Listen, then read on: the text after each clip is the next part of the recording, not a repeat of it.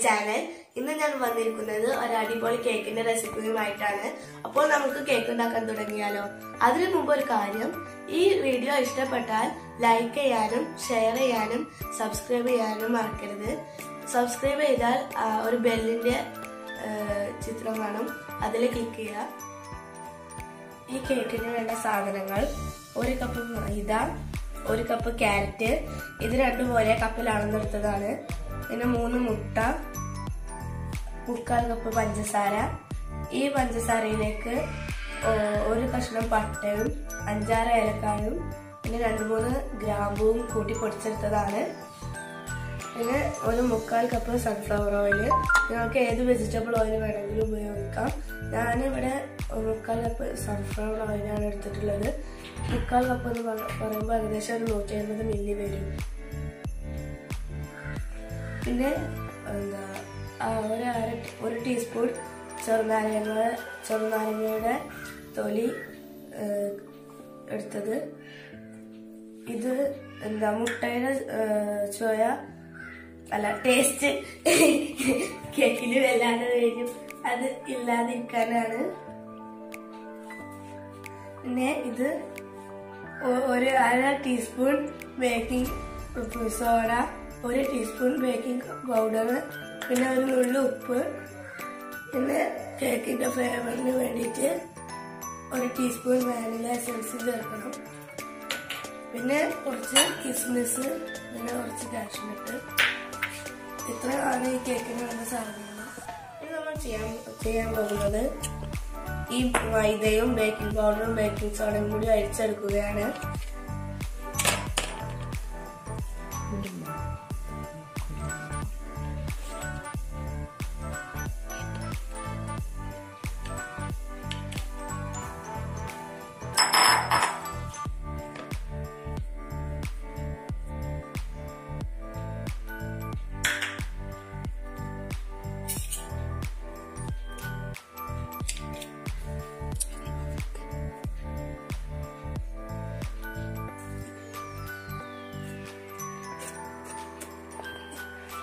ഇതെന്തിനാണ് ഇങ്ങനെ ചെയ്യുന്നതെന്ന് വെച്ചാൽ, ഈ മൈദന്റെ എല്ലാ ഭാഗത്തും ബേക്കിംഗ് പൗഡറും ബേക്കിംഗ് സോഡയും എത്താൻ വേണ്ടിയിട്ടാണ്.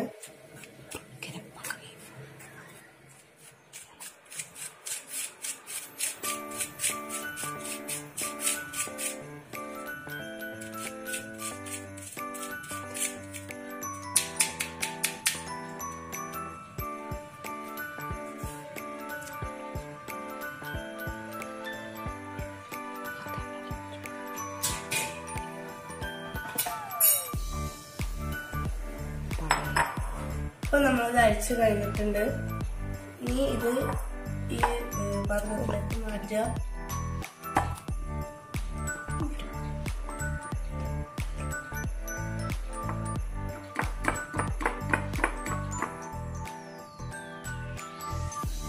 ഇനി നമ്മൾ ഈ മുട്ട ബീറ്റ് ചെയ്തെടുക്കാൻ പോവാണ്.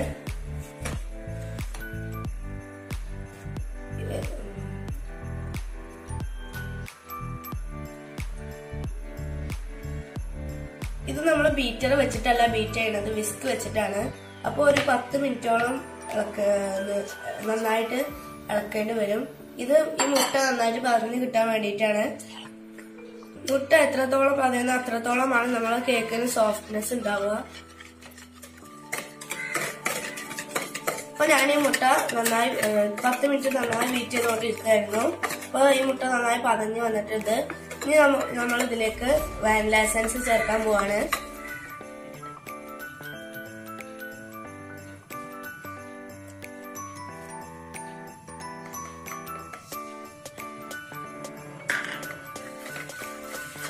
ഈ മുട്ടയിലേക്ക് വാനില എസൻസ് ചേർക്കുന്നത് എന്തിനാന്ന് വെച്ചാല് മുട്ടന്റെ ചോയ മാറി കിട്ടാൻ വേണ്ടിയിട്ടാണ്. ഇനി നമ്മൾ മിക്സിലേക്ക് പഞ്ചസാര ആഡ് ചെയ്യാൻ പോവാണ്. ആദ്യം പകുതി ആഡ് ചെയ്യാം.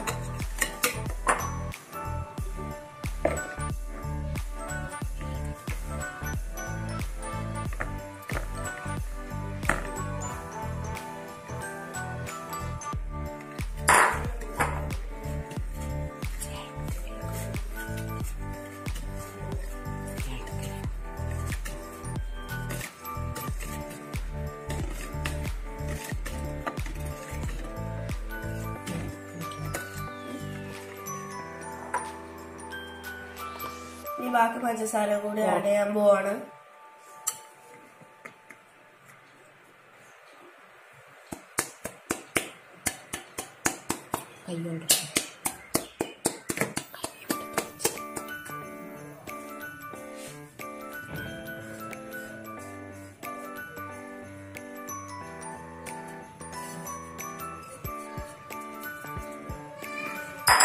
നന്നായിട്ട് മിക്സ് ചെയ്ത് കൊടുക്കണം. അപ്പോൾ ഈ പഞ്ചസാര ഇതിൽ നന്നായിട്ട് മിക്സ് ആയിട്ടുണ്ട്. ഇനി നമ്മൾ ഇതിലേക്ക് ഓയിൽ ആഡ് ചെയ്യാൻ പോവാണ്.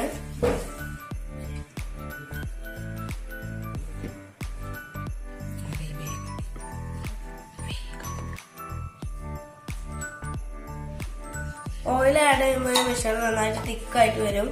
അപ്പൊ നന്നായിട്ട് ഇളക്കണം.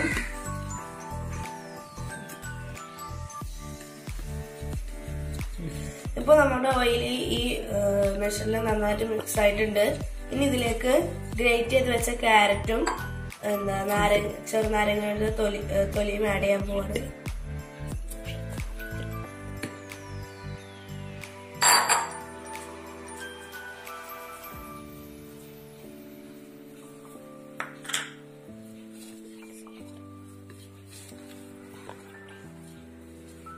ഇനി ഇത് നന്നായിട്ട് ഇളക്കി കൊടുക്കുക. ഇനി നമ്മൾ എടുത്തു വെച്ച മൈദയിലേക്ക് ഈ കിസ്മിസും കാഷ്യൂനട്ടും ആഡ് ചെയ്യാൻ പോവാണ്. എന്തിനാണ് ഇങ്ങനെ ചെയ്യുന്നതെന്ന് വെച്ചാല് ഈ കേക്കിന്റെ മാവിലേക്ക് നേരിട്ട് ആഡ് ചെയ്താല് അത് കേക്കിന്റെ അടിയിൽ പോയി നിൽക്കും. മൈദയിൽ ആഡ് ചെയ്താല് അത് കേക്കിന്റെ എല്ലാ ഭാഗത്തും എത്തും. അതിന് വേണ്ടിയിട്ടാണ് മൈദയിൽ ആഡ് ചെയ്യുന്നത്. ഇപ്പൊ നമ്മളുടെ ഈ കിസ്മിസും കാഷ്യൂനട്ടും മൈദയിൽ നന്നായിട്ട് മിക്സ് ആയിട്ടുണ്ട്. ഇനി നമ്മൾ ഈ മൈദ ഈ കേക്കിന്റെ മിക്സിലേക്ക് ആഡ് ചെയ്യാൻ പോവാണ്. അപ്പൊ ഇത് ഒറ്റ തവണയായിട്ട് മുഴുവൻ ആഡ് ചെയ്യരുത്, 2-3 തവണയായിട്ട് ആഡ് ചെയ്യാം.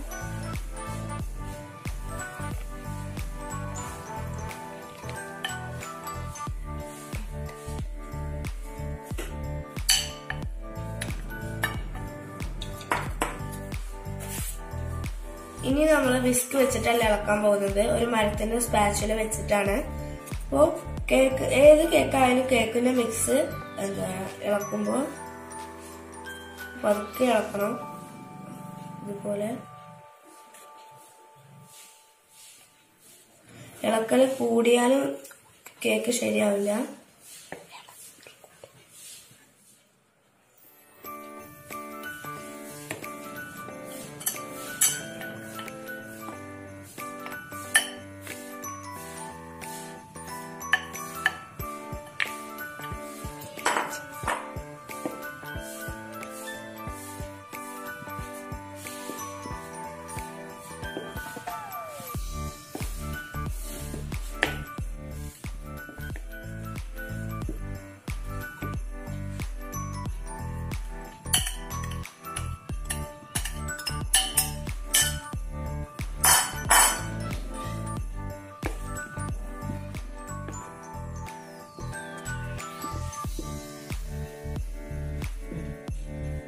അപ്പൊ നമ്മളുടെ മാവ് റെഡി ആയിട്ടുണ്ട്.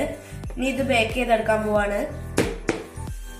നമ്മൾ കേക്ക് ബേക്ക് ചെയ്തെടുക്കുന്നത് ഓവനിലല്ല, കുക്കറിലാണ്.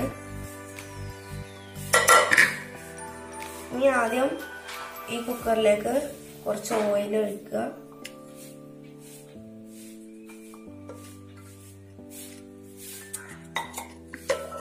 ഇത് എല്ലായിടത്തും ഒന്ന് ആക്കി കൊടുക്കുക.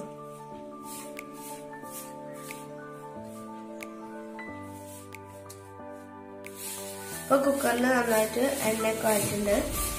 ഇനി ഈ മാവ് ഇതിലേക്ക് ഒഴിക്കുകയാണ്.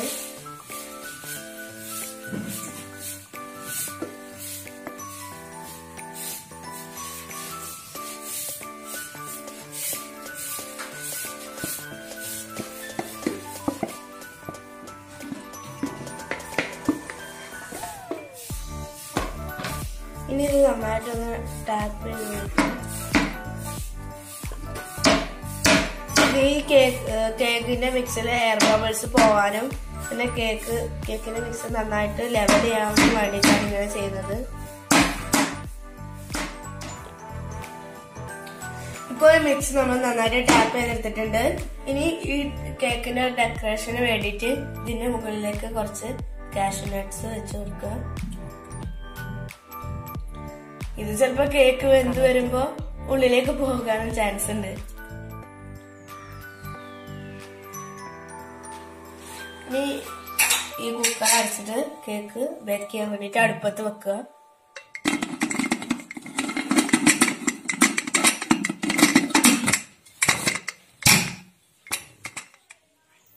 ഇനി നമുക്ക് കേക്ക് ബേക്ക് ചെയ്യാൻ അടുപ്പത്ത് വെക്കാം.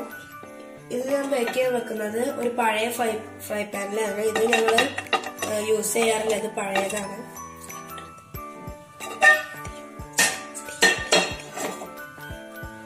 ഇനി അടുപ്പിന് തീ വെക്കുക.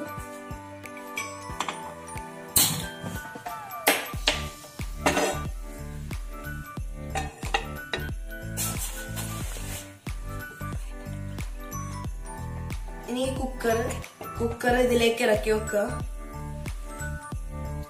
ഈ കുക്കറിന്റെ വിസിൽ നമുക്ക് ആവശ്യമില്ല, അതുകൊണ്ട് ദൂരെ വെക്കുക. ഇപ്പൊ ഞാൻ കേക്ക് ഫുൾ ഫ്ലെയിമിലാണ് ഇട്ടിട്ടുള്ളത്. ഇനി ഈ കുക്കറിന്റെ മുകൾ ഭാഗത്തൊന്ന് കൈ വെച്ച് നോക്കുക. ഈ മുകൾ ഭാഗം ചൂടായിട്ടുണ്ടെങ്കിൽ ഇത് ഒരു മീഡിയത്തിനും ലോക്കും ഇടയിലാക്കി വെക്കുക. ഇനി ഈ കേക്ക് ഒരു 45 മിനിറ്റ് ബേക്ക് ചെയ്യണം. 45 മിനിറ്റ് കഴിഞ്ഞിട്ട് ഒന്ന് തുറന്ന് നോക്കുക. ഇപ്പോൾ ഞാൻ കേക്ക് ബേക്ക് ചെയ്യാൻ വെച്ചിട്ട് 45 മിനിറ്റ് കഴിഞ്ഞിട്ടുണ്ട്. ഇനി നമുക്ക് ഈ കേക്ക് ബേക്ക് ആയിട്ടുണ്ടോ എന്ന് നോക്കാൻ വേണ്ടിട്ട് ഇതിന്റെ ഈ കുക്കറിന്റെ അടപ്പൊന്ന് തുറന്ന് നോക്കാം. വാവ്, സൂപ്പർ, നന്നായിട്ട് പൊന്തി വന്നിട്ടുണ്ട്. ഇനി ഇതിന്റെ ഉള്ളിൽ വെന്തിട്ടുണ്ടോ എന്ന് അറിയാൻ വേണ്ടിട്ട് ഒരു സ്റ്റിറർ വെച്ചിട്ട് കുത്തി നോക്കുക.